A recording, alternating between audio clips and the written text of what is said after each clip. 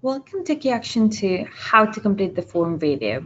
In this video, we will look at which budget categories you can apply for and then go through the different sections you will need to complete in the form. This video is applicable to the higher education sectors, schools, and youth. You can now see on the screen a number of budget categories. The first category is Project Management and Implementation. This category is automatically calculated by the form, as all organizations within the partnership will receive this type of funding. The funding is calculated based on the duration of the project. Transnational project meetings funding is one of the categories you will be able to apply for. This funding allows a number of representatives from different organizations to attend a planning meeting. It is calculated based on the distance they have traveled and the number of people attending. Intellectual outputs funding is only available for projects supporting innovation, and it is a contribution to the cost of working on a part of an intellectual output for a full day. You can find the different applicable rates in the 2019 Erasmus Plus program guide. Multiplier events funding is only available for projects that deliver intellectual outputs. The funding is calculated based on the number of expected participants from outside the partnership. These events must cover and disseminate a completed intellectual output. For exceptional cost, you will need to provide a figure that estimates how much funding you will need to subcontract services or purchase goods or materials that are vital for the project delivery and to achieve its objectives. The partnership must not be able to provide them in-house in order for this cost to be eligible. You will need to provide full and detailed justification as to why these costs are necessary. Special needs support funding is additional funding that we might award if enough justification is provided. This funding can be used to hire equipment, for example, in order to make mobility activities accessible for everyone. You will also need to provide an estimate for this category. Learning, teaching, and training activities might be funded if they are necessary for the project and to meet its objectives. Under this category, you can apply for travel or exceptional cost for expensive travel, individual support, which covers subsistence cost, and in the case of long-term mobilities, linguistic support. You can now see on the screen the key action 2, in this case, the schools sector 1, but they are similar. It is just questions that vary. A form for the 2019 key action 2 call. As you can see, I have started completed the fields. Some important notes is all throughout the application, you will be able to see these little bars, in this case are green, that show if something has been completed, or if it's red, it hasn't been completed. If there are no bars, the field is not mandatory. In the case of Key Action 2 projects, the first thing that you will need to do is choose if you want to complete an innovation or exchange of good practice form. Depending on what option you choose, the questions will vary. So please be mindful when choosing this, as if you change halfway through the form, you may lose some of the information you have already provided. Please note that all projects must start between the 1st of September 2019 and the 31st of December 2019. The maximum duration of projects is 36 months. The minimum duration is 12 months for most fields. However, please check for your particular field in the 2019 program guide. And please note that all projects must end by the 31st of August 2022. As you're applying for the UK National Agency, you will need to ensure that you have UK01 and that the language used to fill the form is English.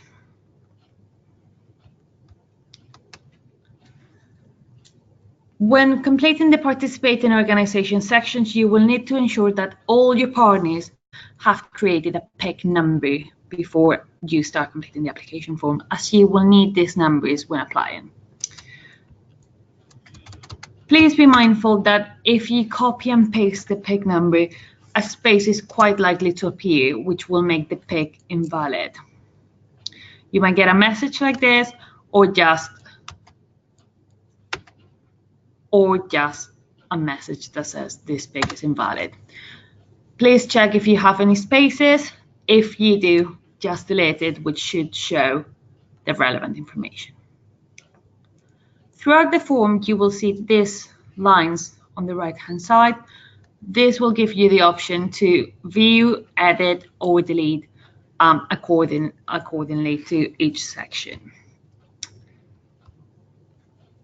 You can also click on the organization itself, and it will take you the number of questions that you will need to complete, so which type of organization they are,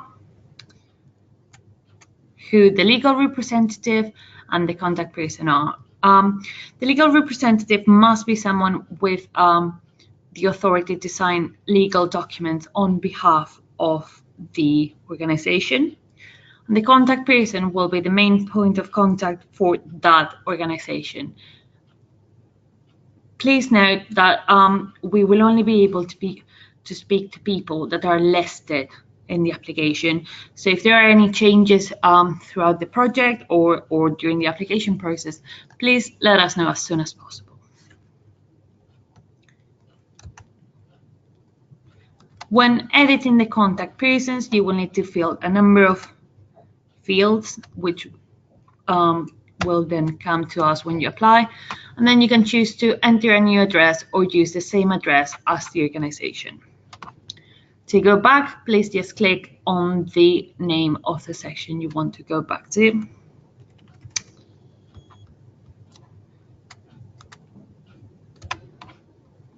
And please ensure that all the questions about the background of the organization are completed, including if they have taken part in any European Union granted projects. Please ensure that you enter all the information. If it's more than one, you will be able to add more rows by clicking Add Grant. You will then be able to remove this if you add them by mistake by clicking on the X.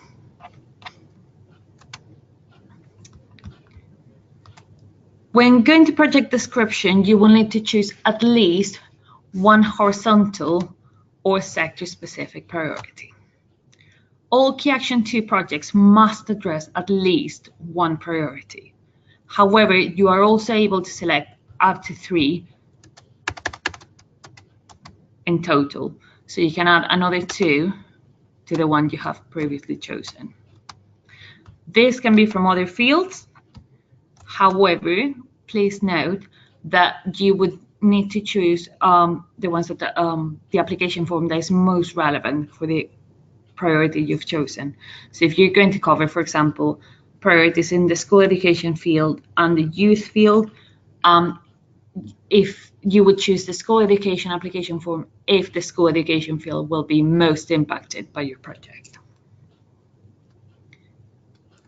You will then need to comment on why you have chosen those priorities. It might be that your project covers more than 3. You need to explain why those 3 you've chosen are the most relevant ones. You will then need to select up to 3 topics that your project is addressing. There's a long list of options, as you can see on the screen right now. Please choose the ones that are most relevant for your project. You will need to then go through the different questions. Please ensure that you are answering all of these and providing as much information as possible. As you can see, the narrative sections have a character limit. It will tell you how many characters you have inputted. As you can see as well, spaces do count towards the character count, so please bear in mind when drafting your answers. There are several sections where you're able to choose yes or no. from a drop-down menu. So in this case, for example, is if the partnership is specifically aimed at regional cooperation. If you choose no, nothing will happen. If you choose yes, a section will appear. In the same case with participants, if you choose that you are going to involve participants with fewer opportunities, things like how many would take part will appear and you will need to enter a number. You will also need to comment on different situations they will be facing and how you will support them.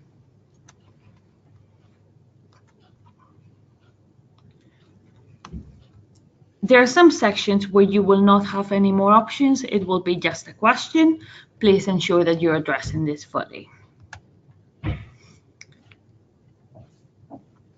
When working on the management section, you will see that the funds for project management and implementation are already showing on the form because these are automatically calculated. And then you will be asked to describe how you intend to use the grant. You will then be asked if you intend to have any meetings and describe how often, what you will do, who will take part. Please address this if you intend to have transnational project meetings. And then, as you can see, this is what will be shown in your form. There won't be any there, but you can add them. You can enter the information that you need. So you will need to choose from the calendar when this will take place. So for example, November 2019. Who will be leading it? So where will it take place? In this case will be United Kingdom because that's where the organization is based. And then from your other partners who will be attending. So for example, 2 people attending from Belgium. And then I would have used the distance band calculator to know how far away the organization is from the receiving organization. Choose it, and then the form will automatically calculate how much funding is awarded for that meeting for those people, or you're requesting for those people. If you need to add another organization that is taking part, please click Add, choose the new organization, the number of participants, and the distance they will travel. As you can see, by entering different distance bands, the amount of funding per participant that could be awarded increases. Once you have finished with this information, please return to the Management tab to complete the rest of the section. The implementation section is again just questions. You will not need to choose from drop-down menus. You will just need to complete the fields. For intellectual outputs, from the beginning, you will be showing no. If your project is supporting innovation, you will probably be creating intellectual outputs. So please create yes, which will show this particular information. You will need to edit, complete the different fields. You will then need to select an output type. So you can see there's a long list of possible outputs. So please choose the most relevant one. Choose when you plan to start working on this output and when you expect to finish it. Again, answer the relevant questions. Choose which languages, which platforms it will be made available through. Who will be leading this output? So who's got the most expertise to be leading on this? And who will be supporting them? Who will be carrying out work to support them? And then go to the bottom of the page where you are able to enter how much funding you want to request per organization. So for example, we might need 20 working days for technicians and 10 for teachers, trainers, and researchers for this organization. and then we might require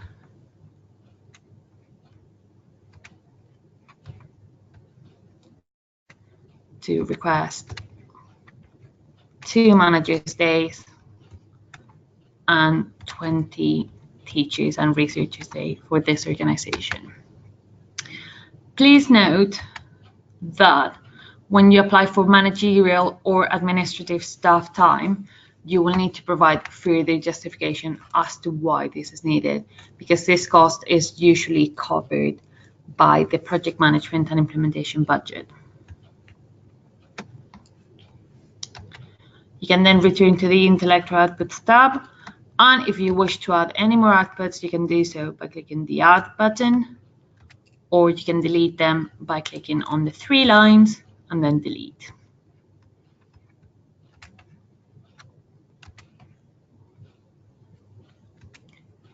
You will then be asked if you want to carry out any multiplier events. Multiplier events are designed to promote the intellectual output that you have previously completed, and you can request for funding for participants from outside the organization to come and listen to what your output is and what they can use it for. So you would always carry out these events after the output has been completed. So you will need to enter the date when they will be happening. Again, answer the relevant questions. Choose which output you'll cover, who will be leading on the promotion, dissemination of this output, and if any other organizations in the partnership are going to attend and be involved. And then you will need to request funding for the organization and estimate how many participants are going to come from the country where the event is hosted and from any other country who would be foreign participants. Then the form will calculate automatically how much funding you can apply for under multiplier events. For learning, teaching, and training activities, you will then again be asked if you plan to include this in your project. If you say yes, a number of questions will appear, as well as the table to request budget. If you decide to add one, you will need to enter. Choose which field the activity is for. So in this case, we're doing schools, so it would be a schools activity. Which activity type you want to carry out. If you change the sectors, the activities, the eligible activities will change. So please be mindful when choosing which sector you're applying for and which activities you intend to carry out. You will then need to complete the different sections. Who's going to host the activity and who's going to attend. How long the activity is going to take. Please bear in mind that learning, teaching, and training activities do have a minimum and maximum duration, which is outlined in the 2019 program guide. So we'll say it's going to be 12 days long, and it's going to happen in the UK because the UK organization is hosting. It will take place in March of 2020. And then you will need to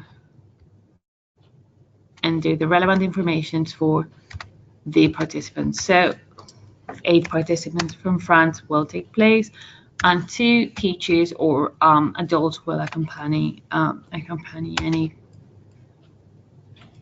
students attending. You will then enter the applicable distance band, the number of participants that will be using that, and then you will need to check that you are claiming the right individual support, which are subsistence costs for all participants and accompanying persons. If you are based in a remote area or the organization you're visiting is based in a remote area, you might be eligible for exceptional costs for expensive travel. You can check the requirements for this budget category on the program guide or on our guidance. But what you will need to do is enter the amount of participants that will be traveling from this remote area or to this remote area, why they are required,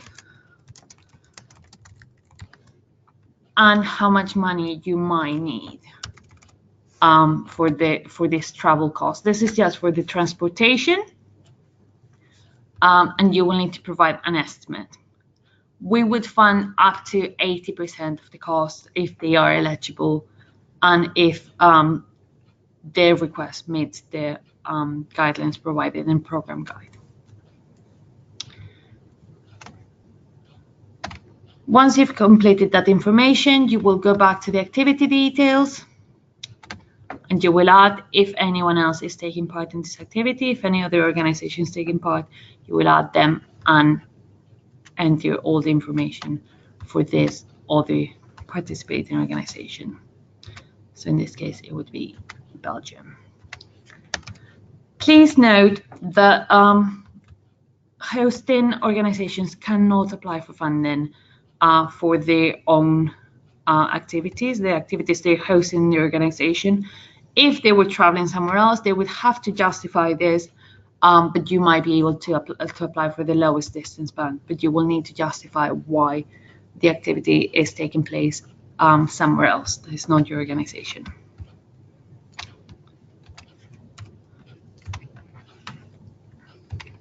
Again, go back to the main page of Learning, Teaching and Joining Activities and check that you've answered all questions. So you can see on the right-hand side, at the moment, I get a red warning sign. That's because I am missing information in my first activity. I would have to go in, check what's missing, and then check all the other fields, return, and it should ideally change. So I'm probably missing any other information. There we go. So once all this information has been entered and I return to the main page, it will turn green into the section. When you move to the timetable section, you will see that all the activities you've requested funding for are already showing on your timetable. Please double check the dates and that all the information that's pre-populated is correct. Under the special cost section, you will be able to claim for special needs support and exceptional cost. In both cases, you will need to choose the organization that requires the funding and then a justification for the need for this funding. You will need to provide an estimate of the funding you will need. And in the case of special needs, you will also need to estimate how many participants with special needs you will involve. Please check our different written guidance to double check the percentages that would be paid and the kind of requirements for each one of the budget categories that we've gone through. You will then need to complete information about how you will ensure that your project is sustainable over time. Double check the information pre-populated by the budget that you have entered and requested throughout the form. Please ensure that you are applying for the funding for all the partners within the partnership and for everything you may need. So for example, make sure that you're applying for individual support, which is subsistence cost, if you require this funding because you're traveling and you will need that extra money. And once you've checked the budget summary, you will need to provide a summary of your project. Once you have done this, you will need to go to the Annexes section Then load the Declaration of Honor, which looks like this, and which will have to be completed by your legal representative. Please note that in the place section, you will need to enter the name of the city or town where the Declaration of Honor is being signed. And then you will need to do the same with mandates. This will need to be signed with an original signature, then scanned and uploaded where it says at Declaration of Honor or at mandates. If you need to attach any other documents, you can do so using the Add File button at the bottom of the page. Please note also in the Declaration of Honor and Mandate, not all fields might be compulsory. So for example, the UK National Agency does not require a national ID number. If you had one and you wanted to enter it, please feel free to do so, but we do not require it. And if you do not have a stamp, your organization does not have a stamp, you can just write not applicable in this section. Once you have completed both the mandate and the Declaration of Honor, you will move on to the checklist. You just need to ensure that you have completed all the relevant areas and that you need to agree to these terms and conditions. Once you have done that and all your sections are shown green, the submit button will appear. In this case, it's not appearing as I have not added a Declaration of Honor or mandate, and because I have not entered all the relevant information for different participating organizations. So I would have to go back and amend those sections. As a technical note, the form will be saved every 2 seconds as long as you are online. You will only be able to work on the form when it's online. You can, however, download a PDF version of your form that you can then save for your records. There is also a sharing facility with its own guidance included within the form, so you can share this with your partners. This is the PDF version of my application form, and it will include all the relevant information. Please check this and contrast it with the information you have provided in the form before submitting. Thank you so much for joining in, and best of luck with your application. Make sure you click submit once your application is finished, and make sure that you have claimed all the funding required and you have entered all the relevant information for our external experts to check your project. Thank you very much.